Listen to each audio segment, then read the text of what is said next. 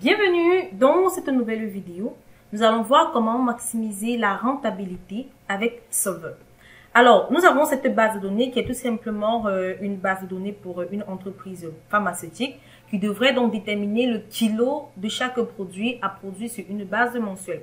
Dans sa formule la plus simple, le problème de la gamme de produits implique donc la façon de déterminer le kilo de chaque produit qui devait être produit pendant un mois pour maximiser les bénéfices. La gamme de produits doit également respecter les contraintes telles que la gamme de produits ne peut pas utiliser plus de ressources que celles disponibles. Je vais tout simplement l'expliquer tout au cours de cette vidéo.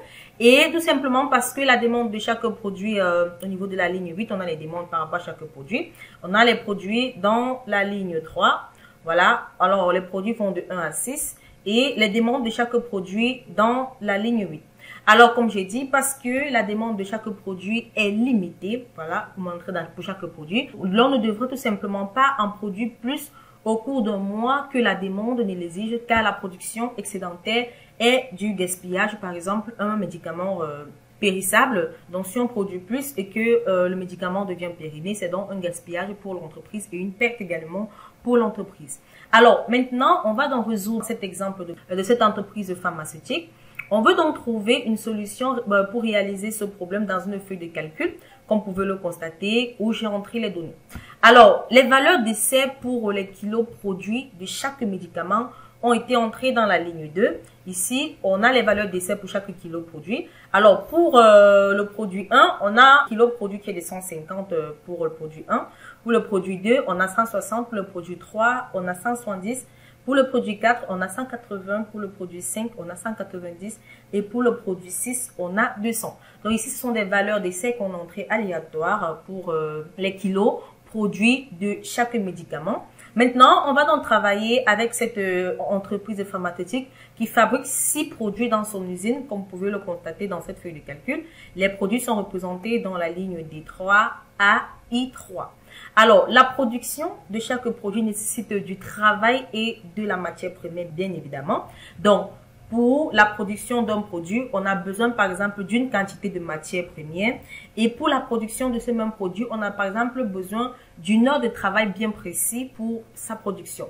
Alors, dans la ligne 4, on a les heures de travail nécessaires pour produire 1 kg de chaque produit. Il est important de savoir cela. Donc, dans la cellule D4, autant pour moi, on peut donc comprendre que pour produire 1 kg du produit 1, on a besoin de 6 heures de travail. Pour produire 1 kg du produit 2, on a besoin de 5 heures de travail. Pour produire 1 kg du produit 3, on a besoin de 4 heures de travail. Pour produire 1 kg du produit 4, on a besoin de 3 heures de travail également. Pour produire 1 kg du 5e produit, on a besoin de 2,5 heures de travail. Et enfin, pour produire 1 kg du 6e produit, on a besoin de 1 heure et demie. Alors, donc voilà, donc dans la ligne 4, on a donc le temps nécessaire ou encore les heures de travail nécessaires pour produire 1 kg de chaque produit. Et dans la ligne 6, on a les matières premières nécessaires pour produire une quantité de chaque produit. Alors, par exemple, pour la production d'1 kg du produit 1, nécessite par exemple 6 heures de temps et 3,2 quantités de matières premières. Tandis que pour la production du produit 2, on nécessite 5 heures de temps, voilà, et 2,6 kg de matières premières. Pour la production du 3e produit, on a besoin de 4 heures de travail et de 1,5 kg, voilà, de matières premières et ainsi de suite pour les autres produits. Donc voilà donc en quelque sorte comment cela est représenté.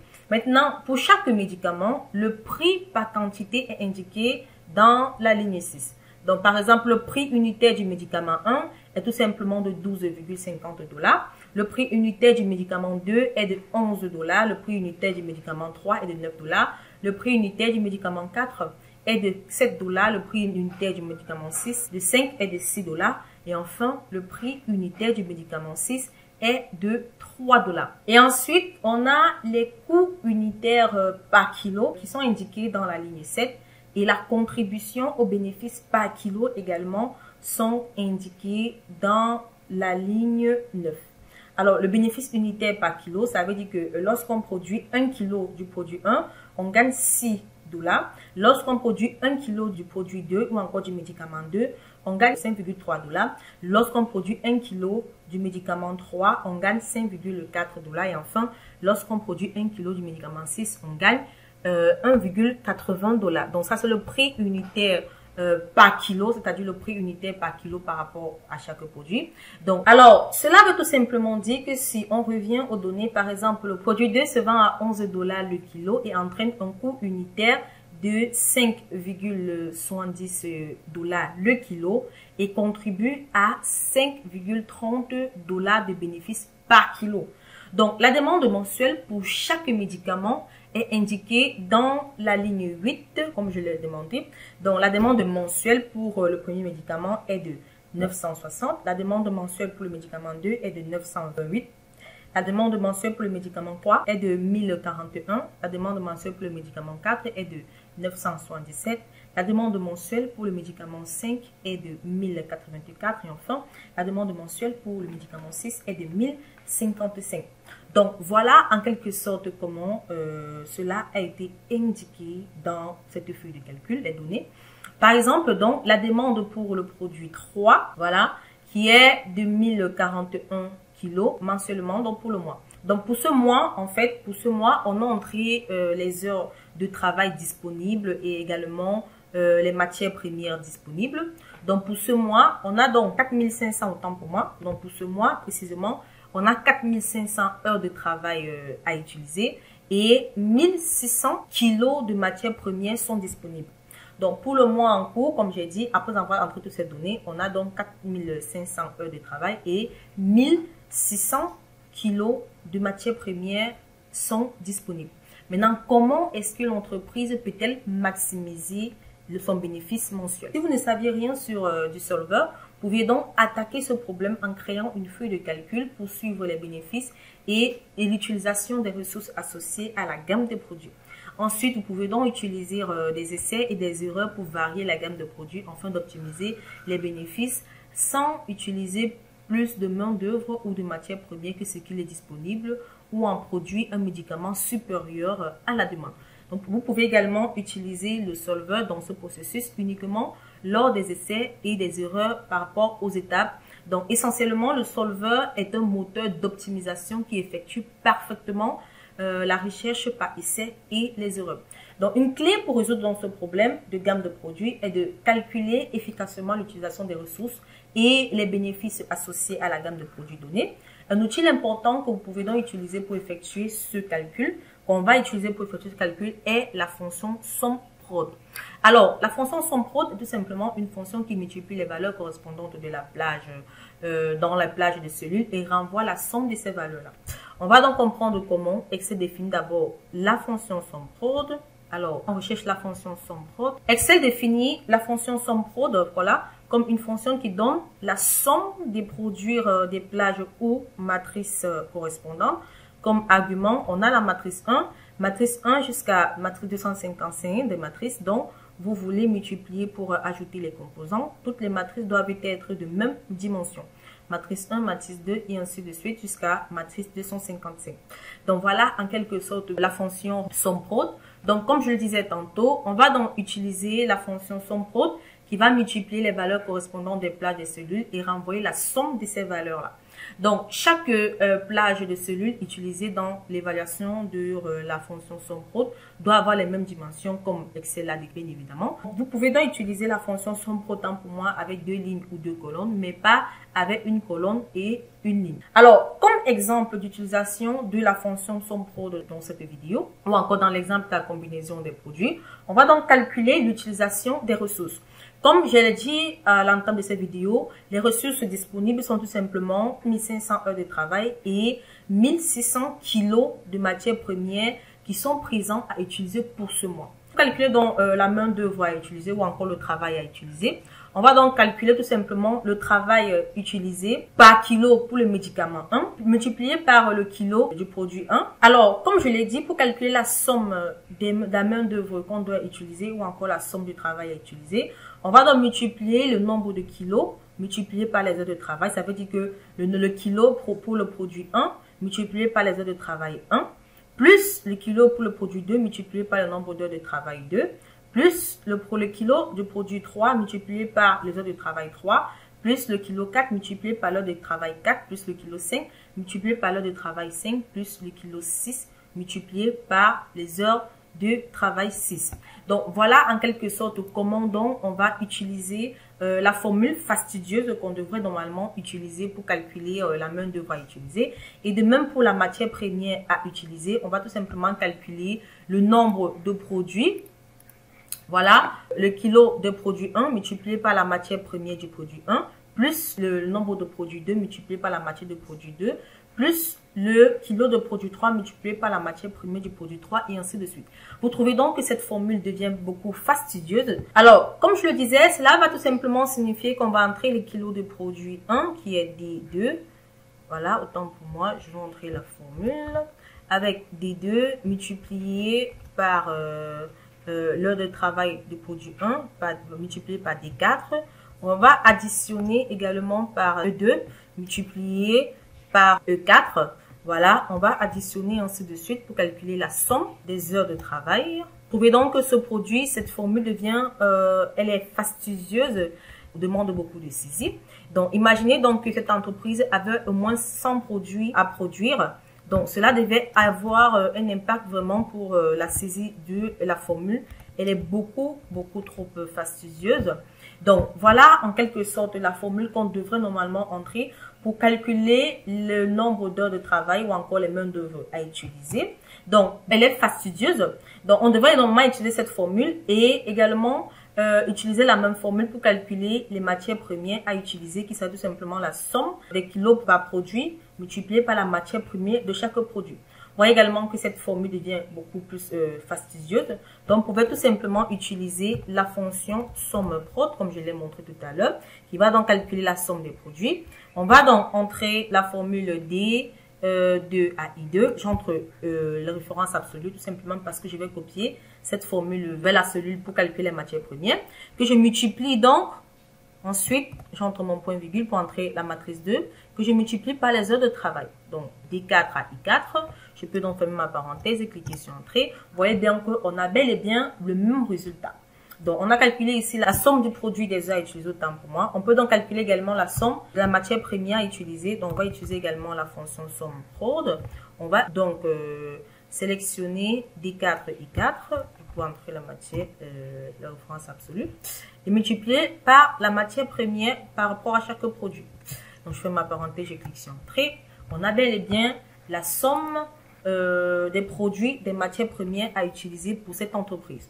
Donc, je pouvais également copier seulement la formule, hein. Ça devait donner le même résultat. Donc, voilà. On a donc calculé la somme des travail ou encore la somme de la main d'œuvre et des matières premières à utiliser. Et comme vous pouvez le constater, par rapport aux disponibilités, on a bel et bien la somme des produits de travail qui ont été utilisés, qui est bel et bien inférieure à la disponibilité qui est de 4500 heures disponibles.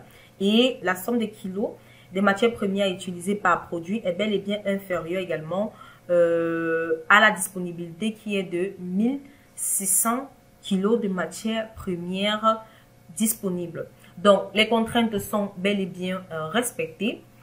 On peut donc également utiliser cette même formule pour calculer donc les bénéfices. Alors, les bénéfices vont tout simplement être calculés comme la somme des produits, effectivement. Avec la fonction somme prod, on va utiliser pour calculer la somme des produits, voilà, qu'on aurait fabriqués, multipliée par les bénéfices unitaires par kilo. Donc, on peut utiliser également la fonction somme prod pour calculer les bénéfices. Donc, on entre tout simplement la formule D2 à I2. Ensuite, on entre les bénéfices unitaires par kilo, autant pour moi. On ferme la parenthèse, on clique sur Entrée. Donc, voilà en quelque sorte le bénéfice mensuel. Voilà que va produire la société avec ces kilos qui auront été produits. Maintenant, ce qu'on recherche à faire ici, c'est de maximiser donc ce bénéfice. Et on va donc utiliser le solveur pour le faire. Alors, comme je l'ai décrite dans la précédente vidéo, on a besoin donc de 3 composantes. Ici, on aurait donc la valeur cible qui est à maximiser. Ici, c'est tout simplement les bénéfices qui sont dans la cellule D12. Ensuite, on a les cellules variables qui est le nombre de kilos produits pour chaque produit qui est répertorié dans la gamme D2, I2, tout simplement. Et enfin, on a les contraintes. Donc, parmi les contraintes, on va d'abord premièrement la contrainte de ne pas utiliser plus de main d'œuvre ou de matières premières que ce qui est disponible, comme c'est le cas ici. Dans ce mois, on a d'utiliser moins de main d'œuvre ou encore moins de matières premières que ce qui est disponible. Donc, on ne doit tout simplement pas dépasser la disponibilité de la main d'œuvre ou encore de matières premières. C'est-à-dire tout simplement que les valeurs dans la cellule D14 à D15 doivent être inférieures ou égales, comme on a entre ce signe, bel et bien, donc doivent être inférieures ou égales aux valeurs de la cellule F14 à F15 qui sont les ressources disponibles. Donc ici, la main d'œuvre utilisée ne doit pas être supérieure à la main d'œuvre disponible et la quantité de matières premières utilisées ne doit pas être supérieure aux quantités de matières disponibles. Ensuite, comme deuxième contrainte, on ne peut tout simplement pas produire plus de médicaments que ce qui est demandé. C'est-à-dire que les valeurs dans les cellules D2 à I2, qui sont le nombre des kilos produits par rapport à chaque produit, ne doivent pas être supérieures à la demande qui se trouve dans les cellules D8 à I8. C'est-à-dire que si pour ce mois, on a demandé par exemple pour le produit 1, 960 médicaments pour le produit 1, on ne doit pas dépasser la production qui est de 960 pour le premier produit et ainsi de suite jusqu'au 6e produit. Et enfin, la dernière contrainte est tout simplement que vous ne pouvez pas produire des quantités négatives de médicaments. Donc, ça veut dire qu'au niveau des cellules D2 à I2, on ne doit tout simplement pas avoir de valeur négative pour les productions. Alors, il est également important, ensuite, tout ce qu'on a à faire, c'est de cliquer sur le bouton résoudre pour trouver donc la gamme de produits maximisant les bénéfices. Comme je l'ai montré dans les précédentes vidéos, pour activer le bouton Solver, qui se trouve au niveau de l'onglet données du ruban, dans le groupe analyse, vous devez tout simplement aller au niveau de l'onglet fichier, ensuite dans options. Alors, dans la boîte de dialogue options d'Excel, cliquez sur complément, ensuite sur gérer, vous cliquez complément Excel, sur atteindre, vous cochez la case complément solver et vous cliquez sur OK et vous avez activé le solver. Donc voilà, on va donc cliquer sur l'onglet données du ruban. Dans le groupe analyse, on clique sur solver. Cela active la boîte de dialogue paramètres de solver. On va donc cliquer sur l'objectif à définir, c'est-à-dire la valeur cible. On sélectionne la cellule D12 qui représente les bénéfices. Alors ici, ce qu'on souhaite, on souhaite maximiser, on laisse le bouton coché maximiser max. Donc, ça veut dire qu'on souhaite maximiser donc, les bénéfices. Alors, les cellules variables, on va maintenant entrer les cellules variables. Les cellules variables ici sont tout simplement les cellules qu'on devrait varier au cours du solver. Donc ici, les cellules variables sont tout simplement les plages D2 à I2 qui sont tout simplement les kilos produits, c'est-à-dire que les quantités de kilos produits par rapport à chaque produit. Voilà. Donc, on entre dans les cellules variables autant pour moi qui sont D2 à I2. Lorsqu'on a terminé, on peut donc aller dans les contraintes. Maintenant, on va entrer les contraintes. Pour entrer les contraintes, vous devez simplement cliquer sur Ajouter et cela va activer la boîte de dialogue Ajouter une contrainte. Alors, lorsque la boîte de dialogue s'ouvre pour ajouter une contrainte, on va donc ajouter la contrainte d'utilisation des ressources en cliquant sur la case Référence de cellules. On clique donc sur cette case. Puis, on va sélectionner la plage D14 à D15. Alors, cette plage tout simplement dit que le travail, les mains d'œuvre utilisées et les matières premières utilisées doivent être inférieures, voilà, ou égales. On entre ici au niveau du signe. On peut donc choisir soit inférieur ou égal, soit supérieur ou égal, soit entre, soit binaire, soit différent d'eux. Donc, ici, on entre bel et bien la valeur inférieure ou égale. Ensuite, la contrainte, on va sélectionner la cellule F14 à F15. Cela signifie tout simplement que la main d'œuvre utilisée qui est D14 doit être inférieure ou égale à la main d'œuvre disponible qui est 4500. Et la matière première utilisée qui est D15 doit également être inférieure ou égale à la matière première disponible qui est F15 qui est égale à 1600. Donc voilà en quelque sorte la première contrainte. On peut donc cliquer sur Ajouter pour ajouter la deuxième contrainte. Ici donc, on va maintenant veiller à ce que lorsque le solver essaie différentes valeurs pour les cellules changeantes, c'est-à-dire les valeurs changeantes, selon les combinaisons qui satisferont à la fois D14 qui sera inférieur à F14 et qui est tout simplement la main d'œuvre utilisée qui sera inférieur ou égal à la main d'œuvre disponible. Et D15, autant pour moi, qui est la matière première utilisée qui doit être inférieure à la matière première disponible. Alors, lorsqu'on a terminé, on va donc entrer la prochaine contrainte, comme on va ajouter les prochaines contraintes. Ici, qui garantit que lorsque le solver va essayer différentes combinaisons pour les valeurs des cellules changeables, seules les combinaisons qui satisferont aux paramètres pourront donc être prises en compte. Donc, ces contraintes sont tout simplement que dans la cellule D2, qui est les kilos produits pour le produit 1, qui est la quantité produite du médicament 1, doit être inférieure ou égale à la demande du médicament 1. Donc, ça veut dire que D2 doit être inférieur ou égal à D8, qui est la demande du médicament 1. E2, qui est la quantité produite du médicament 2, doit également être inférieur ou égal à la demande du médicament 2. Donc, E2 doit être inférieur ou égal à E8. Et ainsi de suite. Donc, F2 doit être inférieur ou égal à F8, qui est la quantité produite du médicament 3 qui doit être inférieur ou égal à la demande du médicament 3. Et G2 doit également être inférieur ou égal à G8, qui est la quantité produite du médicament 5 qui doit être inférieur ou égal à la demande du médicament 4, autant pour moi. H2, voilà, doit être inférieur ou égal à H8, qui est la quantité produite du médicament 5 doit être inférieur ou égal à la demande du médicament 5. Et enfin, I2 doit être inférieur ou égal à I8, qui est la quantité produite du médicament 6 qui doit être inférieure ou égale à la demande du médicament 6. Donc pour cela, on va donc sélectionner les références des cellules. On va donc sélectionner toute la plage. On va pas sélectionner les cellules individuellement. Donc on peut donc sélectionner la plage D2, I2, voilà, doit être inférieur, ici le signe inférieur ou égal aux demandes. Donc la production doit être inférieure ou égale aux demandes à D8, E8, voilà. Lorsqu'on a terminé, donc la quantité de médicaments produits, voilà, doit être inférieure à la demande. Lorsqu'on a terminé, on peut donc cliquer sur OK pour revenir à la boîte de dialogue paramètres du solver.